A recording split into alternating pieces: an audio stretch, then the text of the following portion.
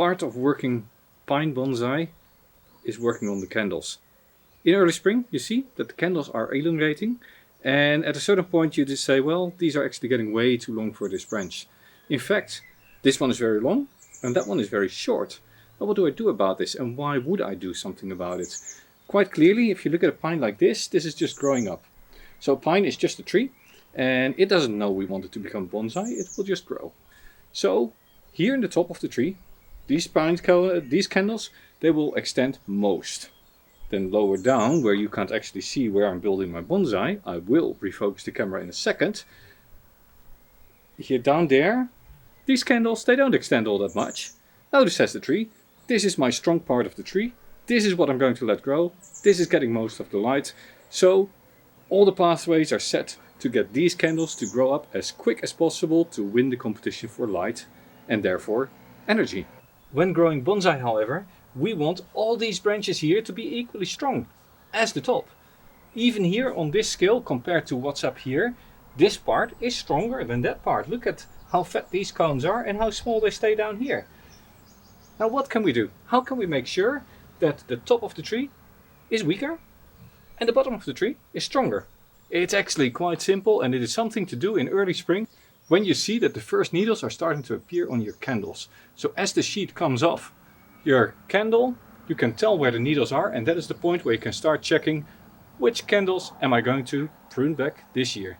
You can prune back with scissors, or you can just break them out with your hands. However, if you decide to just pull the candle, let's see whether this demonstration works, you run the risk that instead of pulling it where you want it to break, this is actually right. Of course, there is a risk that basically you just pull the whole candle off. Whenever you want to do it, yeah, there, like that. So you just grab the tip, you pull the whole candle. So that's why it is wiser to just hold the base a little bit and then gently turn and pull. No, I'm not going to break them out there, because this is actually a sacrifice branch which I'm letting run. So I'm not pruning the sacrifice branch. In fact, I'm not pruning this at all, because this tree, I want to power up, I want to fatten up. This technique really is only for trees that are closer to refinement stage, that really need the fine pruning. This is still fattening up, back budding. This I'll just let go for the rest of the year. So the right start for looking at what to prune off is actually to look in your tree and you try to find the weakest candles.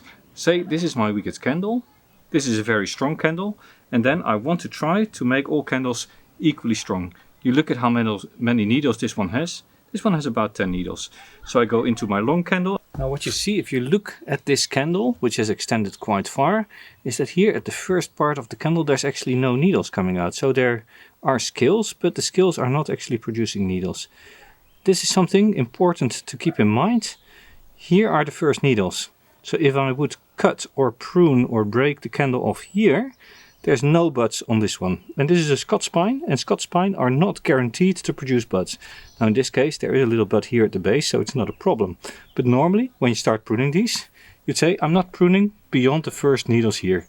So this is the shortest that I would go in pruning. Roughly this is where the needles start. Then this is roughly about 10 needles. Now these candles are roughly of equal strength, and therefore they don't compete as strongly for the nutrients anymore. They are equally competing. Now this I can do, of course, throughout the tree, and I say this I'm taking off, this I'm taking off. There are no needles on the first part, but the needles start here, so I'm going a little bit higher and I say this is roughly 10 needles. You see, I prefer to use my hands. These candles are also quite short. This one has about 10 needles. This is a short candle, but it has a few more, so I'm just taking the tip off. Just tiny little bit, but this is about 8 or 9 needles that I'm taking off, weakening the tip.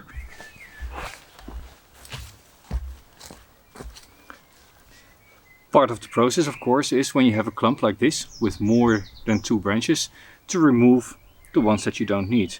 In fact, you look for candles,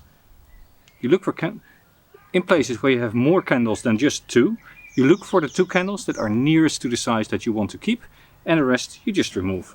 Just like so. 1, 2, 3 are gone.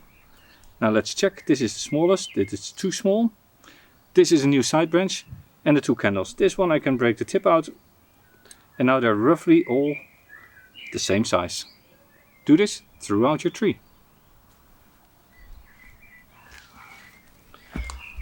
Also keep in mind, naturally the lower branches of a pine or of any tree are in general already weaker than the top of the tree. So if you're balancing out a tree, and mind you this is a seedling, it doesn't really matter here because this is a lot of growing to do. It is really just an example of how to treat it. But if you do this, the lower branches you can leave a little bit longer than the top branches. That way you really stimulate the tree to invest more in the lower branches than in the top branches.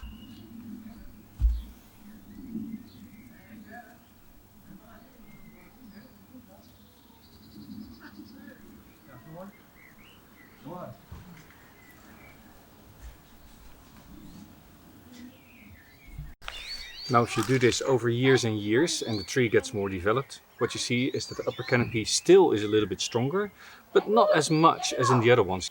Here you see the lower candles are developing actually in a similar fashion as the upper candles. I am going to break out longer tips like these, but not much more than that. Diseased needles are removed in the process.